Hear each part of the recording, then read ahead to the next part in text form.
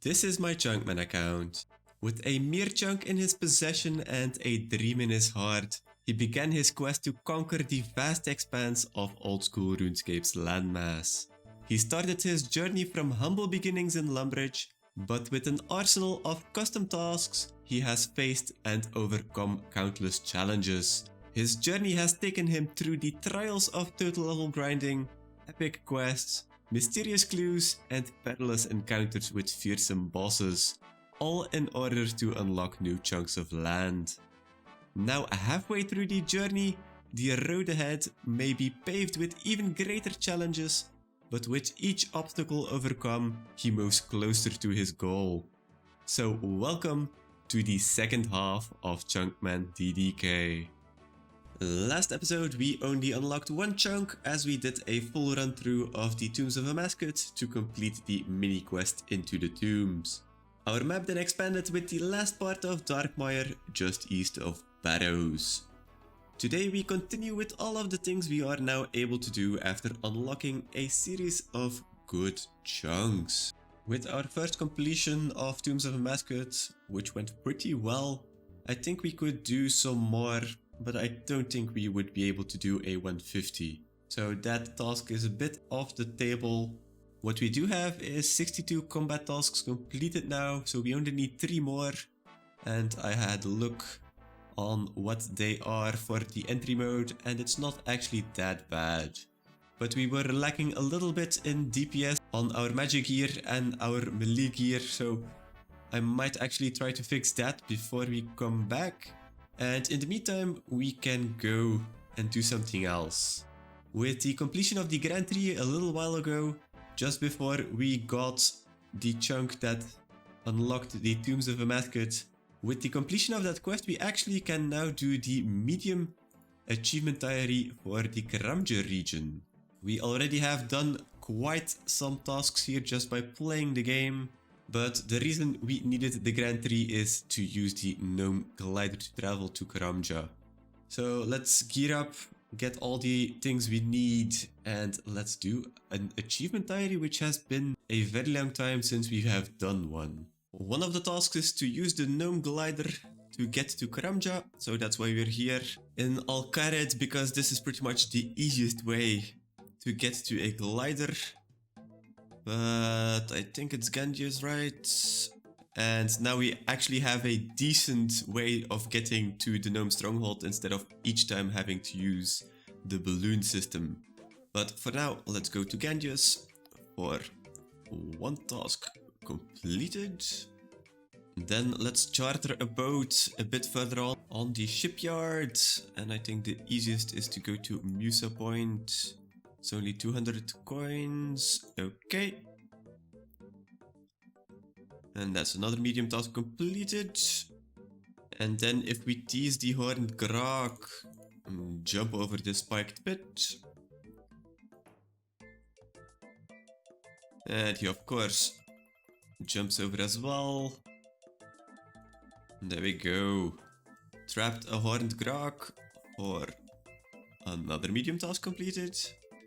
South of Cairn Isle we can find a boat, and we need to use that to go to Port Gozard for another medium task completed.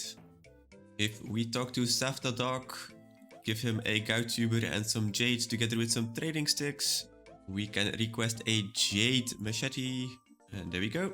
And that's another medium task completed. Kill a jungle spider for its carcass.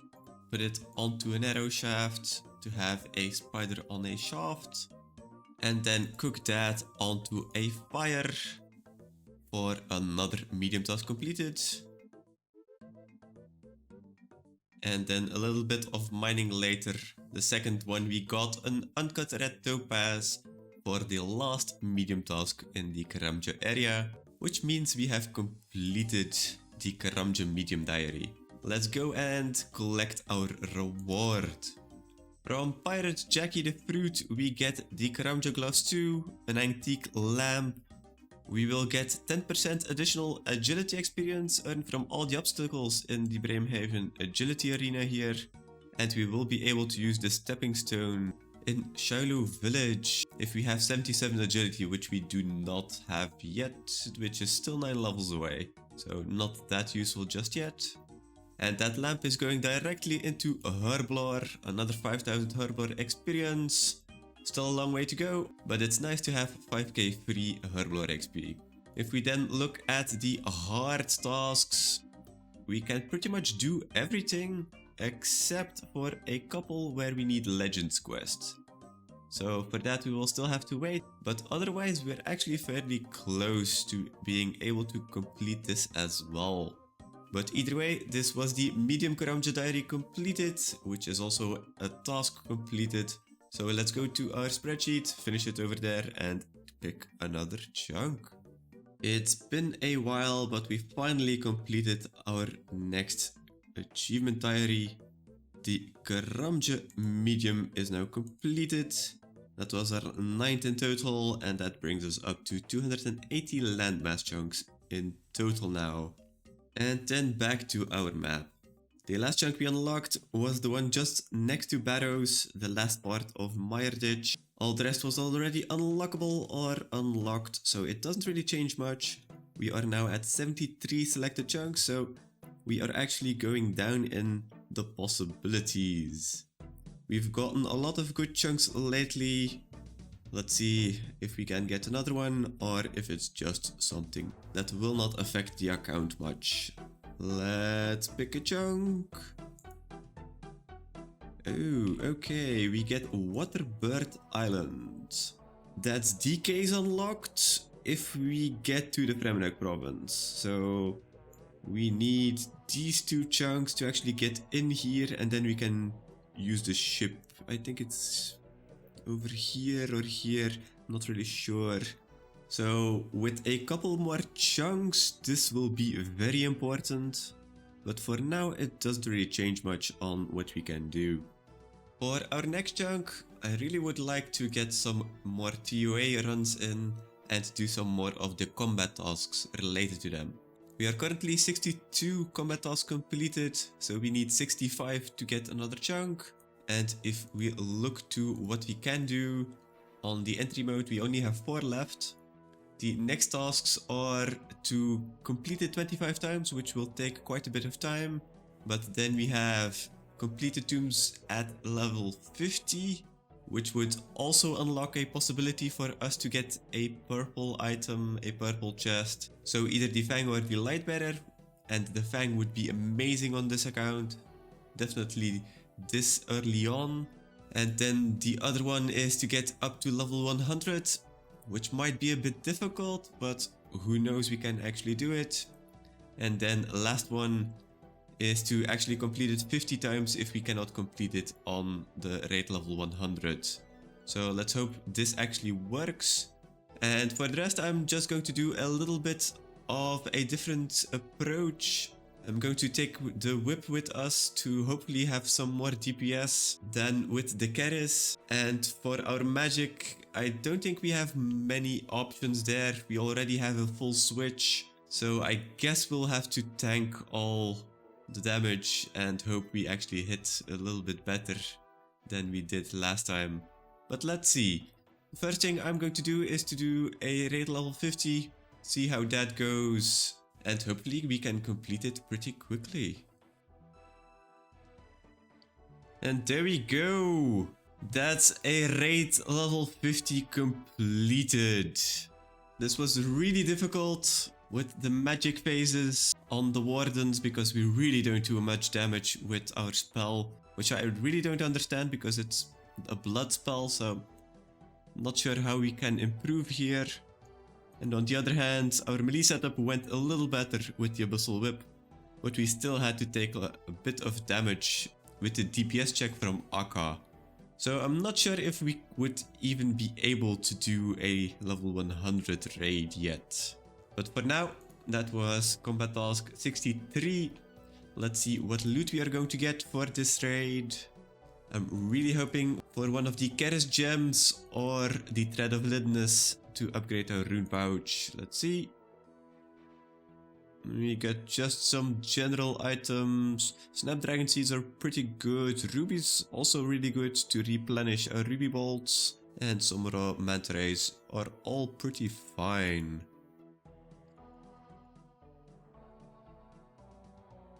Okay, a bit too close for comfort. But that's the Confident Raider. Raid level 100 completed in 50 minutes. I think this is pretty much the best we can do, maybe a little higher. But I noticed that we had to use our own supplies after the ones we already had from the Helping Hand to actually be able to kill the monkey. So we're definitely lacking in DPS. In Mage it isn't that bad, but in melee we really need it for the last two demigod rooms. But okay, 64 out of 65. We've done what we've wanted to do. Let's see if we can get rewarded this time.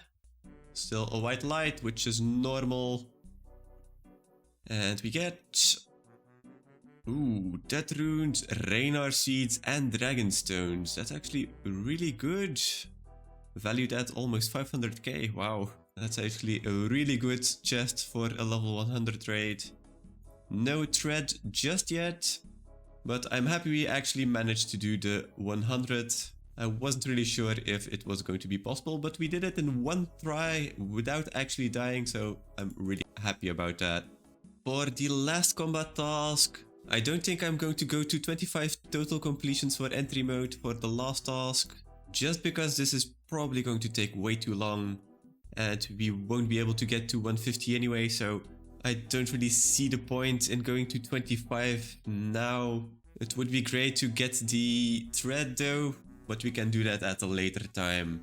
For the rest, we don't really have much options to get other combat tasks. Either we have completed all of the bosses or we don't have access to the boss.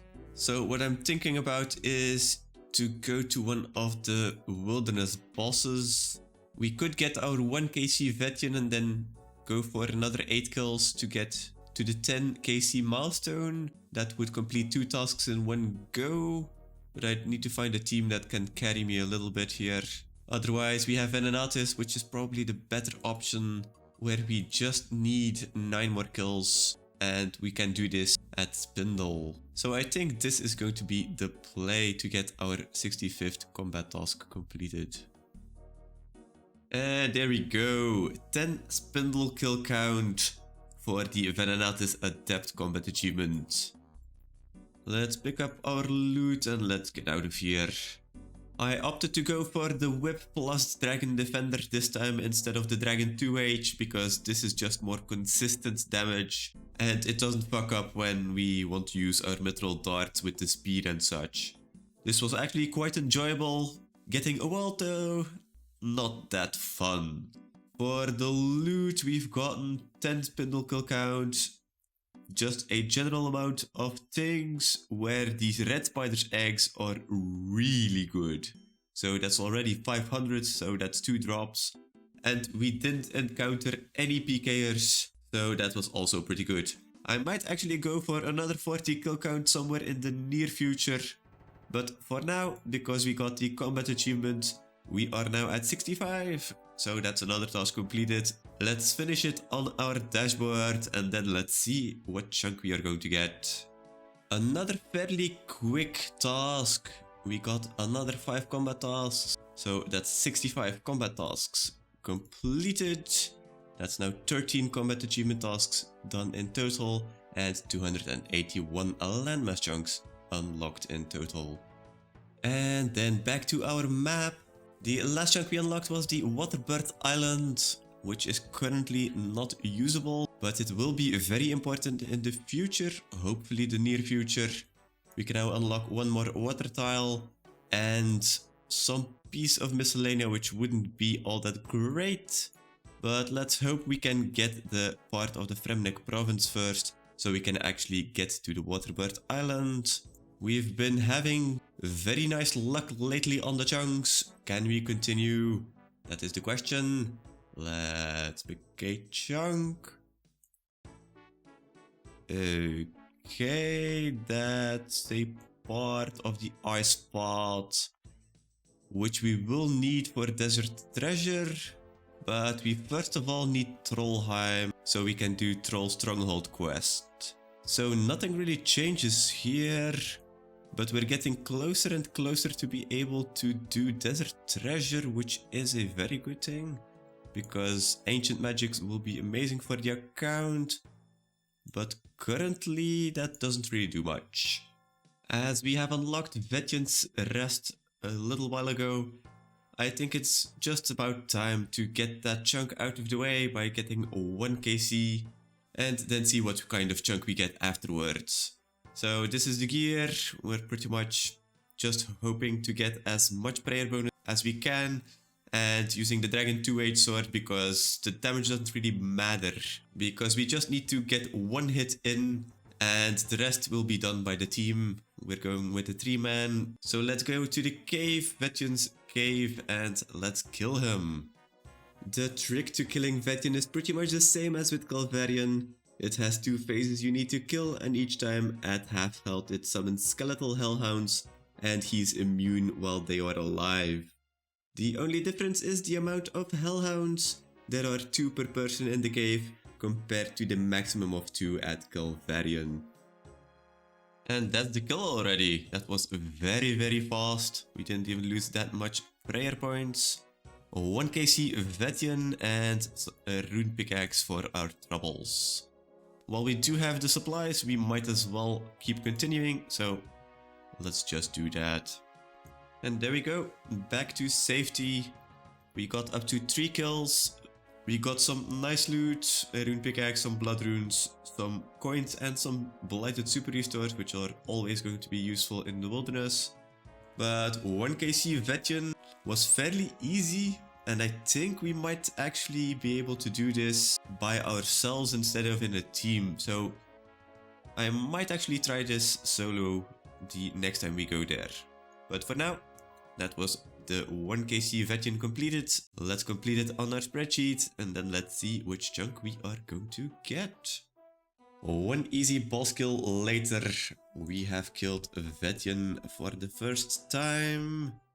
It's down at the very bottom of the list, but 1 KC Vetjen completed. That was our 37th boss task already and our 282nd chunk unlocked now. And then back to our map.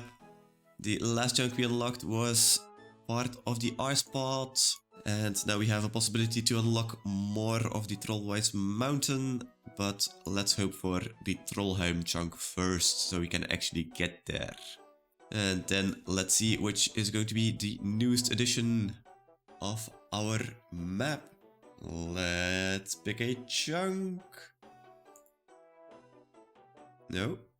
Where is this? Ooh, Jiggig. I think that means we can do Zoger Flesh Eaters. I will have to check to make sure, but I think this was the last chunk we were missing to do that quest. Which would be amazing to actually be able to do that quest, because there are a couple of follow-up quests after that one. So let's go have a look to see if we have everything, and then we can actually start it. And that's the end of the episode. We will start the Zoger Flesh Eaters quest next time, but we're back on track with 3 chunks added to our total, and the future is looking pretty bright after unlocking the Jiggig chunk. As always, have a good one and see you next time for more Chunkman progress.